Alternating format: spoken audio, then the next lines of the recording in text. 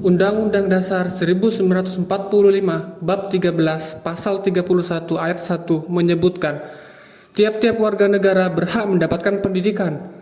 Begitu juga pendidikan di daerah khusus 3T ini juga harus mendapatkan pendidikan yang sama dan merata dengan pendidikan yang ada di kota atau kabupaten. Kondisi geografis bukan penghalang untuk memajukan pendidikan di kepulauan terluar Kabupaten Sumeneb ini, tapi menjadi tantangan tersendiri bagi kita sebagai guru yang bertugas di daerah 3T untuk memantapkan tekad serta saling memotivasi satu sama lain untuk memberikan pelayanan pendidikan yang berkualitas dan bermakna pada siswa. Status desa boleh sangat tertinggal, tapi tidak untuk pendidikan. Jangan berharap perubahan terjadi jika kita sendiri tidak mau bergerak maju. Assalamualaikum warahmatullahi wabarakatuh. Perkenalkan, nama saya Seno Imam Waton, SPD, jabatan sebagai guru kelas 5, unit kerja di SD Negeri Sapeken 3 yang beralamatkan di Pulau Sadulang Besar, Desa Sadulang, Kecamatan Sapeken, Kabupaten Sumeneb, Provinsi Jawa Timur.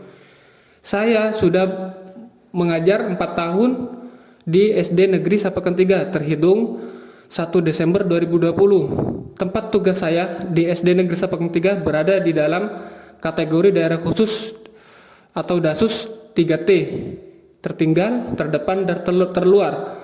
Untuk bisa sampai ke SD Negeri Sapeken 3 harus melewati pulau-pulau yang ada di Kabupaten Sumeneb.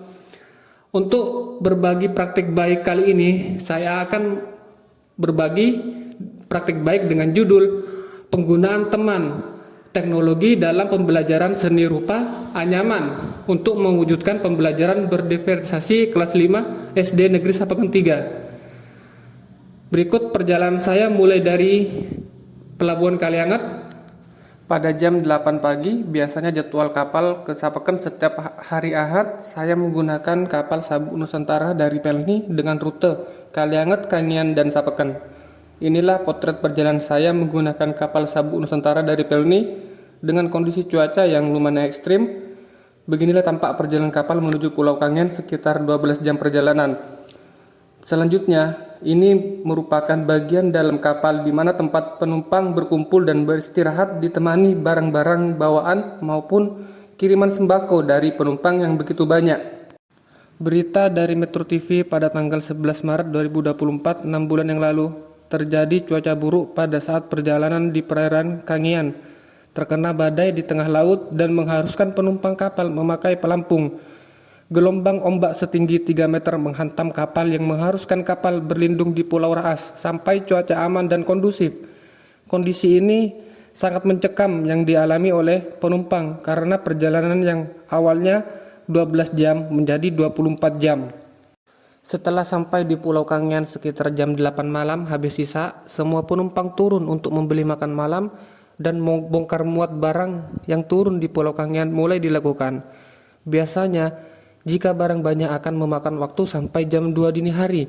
Jika kapal tidak melanjutkan perjalanan menuju Pulau Sapeken ketika ada masalah teknis atau memang kapal rutenya sampai ke Pulau Kangen saja, yang mengharuskan kita melewati Pulau Kangen melalui jalur darat sampai ke ujung Pulau Kangen. Beginilah kondisi jalan darat yang menuju ke ujung Pulau Kangen itu, tepatnya di Desa Pajenangker, Kecamatan Arjasa, Kepulauan Kangen.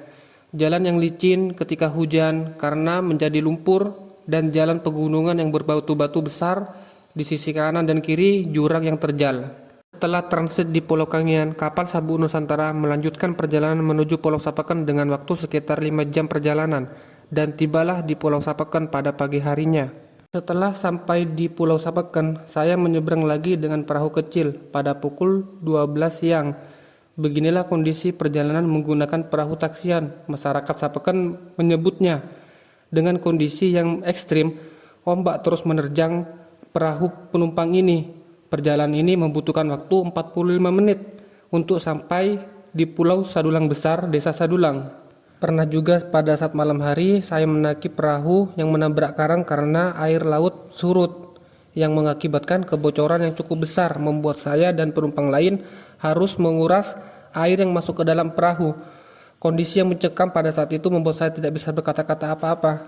Begini kondisi Pulau Sadulang Besar, Desa Sadulang, ketika cuaca buruk, angin dan ombak menerjang pulau. Banyak sampah yang terbawa oleh ombak, buah kelapa banyak yang berjatuhan, dan tumbang yang berisiko pada masyarakat setempat. Inilah potret perumahan tempat tinggal saya bersama 3 teman guru yang lain yang berasal dari luar pulau, yaitu Kabupaten Pamekasan dan Sumeneb. Selain harus mencoba bertahan hidup di daerah perantauan dengan kondisi yang apa adanya, juga harus bisa mendedikasikan diri serta berinovasikan diri agar mampu memberikan pelayanan pembelajaran yang bermakna kepada siswa. Beginilah kondisi Pulau Sadulang Besar yang masih jauh dari kata sempurna. Pulau yang masih tumbuh begitu banyak pohon kelapa, rumah-rumah yang mayoritas rumah panggung, rumput ilalang yang masih tumbuh liar, dan jalan masih berupa tanah. Untuk listrik sendiri di Desa Sadulang hanya menyala 3,5 jam per hari. Pada siang hari jam 10 sampai jam 12 siang, dan pada malam hari jam 17.30 sampai jam 19 Isya. Inilah lokasi SD Negeri Sapekan 3 yang berada di Desa Sadulang, yang hanya ada ruang kelas, kantor guru, kamar mandi, gudang, dan parkir. Untuk kelas 4, 5, 6 sendiri masih mengalami kerusakan berat dan kurangnya sarana prasarana di sekolah. Sumber belajar hanya mengandalkan buku paket yang dimiliki oleh sekolah. Tapi untungnya sinyal provider yang ada di Sadulang masih bagus. Inilah salah satu keuntungan di Desa Sadulang. Tahapan praktik pembelajaran penggunaan teman, teknologi dalam pembelajaran seni rupa anyaman untuk mewujudkan pembelajaran berdiferensiasi kelas 5 SD Negeri Sapekan 3 antara lain. 1. Guru membuat microset SID yang memuat berbagai referensi motif anyaman.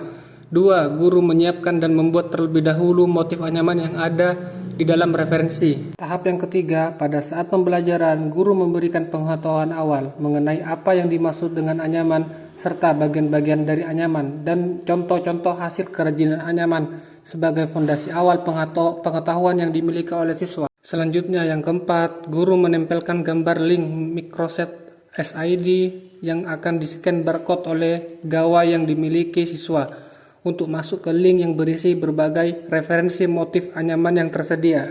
Dari mulai motif dasar, mulai dari motif tunggal, motif ganda, dan motif ganda 3. Guru membimbing siswa yang merasa kesulitan untuk masuk ke dalam microset SID. Selanjutnya tahap yang kelima, siswa menonton dan memilih sendiri motif anyaman sesuai dengan pemahaman yang masing-masing siswa miliki. Disinilah peran pembelajaran berdiferensiasi produk diterapkan dengan membebaskan siswa untuk memilih motif anyaman sesuai dengan tingkat kekuatan dan preferensi siswa. Selanjutnya tahap yang terakhir yang keenam, siswa mengekspresikan motif anyaman yang dipilih sambil menonton tutorial di video. Guru juga membimbing siswa yang membutuhkan bantuan dalam proses pengerjaannya. Bisa dilihat hasil pengerjaan anyaman yang telah diselesaikan oleh para siswa. Ada yang motif dasar tunggal, motif ganda. Hal ini menunjukkan kebebasan belajar yang dilakukan oleh siswa sesuai dengan kebutuhannya masing-masing. Dan salah satu kearifan lokal di sini, masyarakatnya memanfaatkan daun kelapa pada saat lebaran dibuat menjadi ketupat. Pada pembelajaran seni rupa selanjutnya, siswa mencoba membuat gantungan kunci ketupat kecil. Pada saat hari libur sekolah, sesekali ada siswa kelas 5 yang mempunyai pemahaman lebih tinggi ingin belajar tambahan di rumah. Di luar jam pembelajaran sekolah, saya menyempatkan mengajari beberapa siswa kelas 3 yang masih belum bisa membaca sepulang sekolah karena akan ketinggalan pelajaran dari teman yang lain.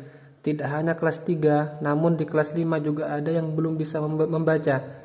Saya pun meniatkan untuk minimal bisa kalistung, baca tulis hitung dengan target sebelum semester berakhir.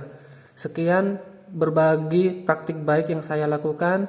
Terima kasih, semoga bermanfaat.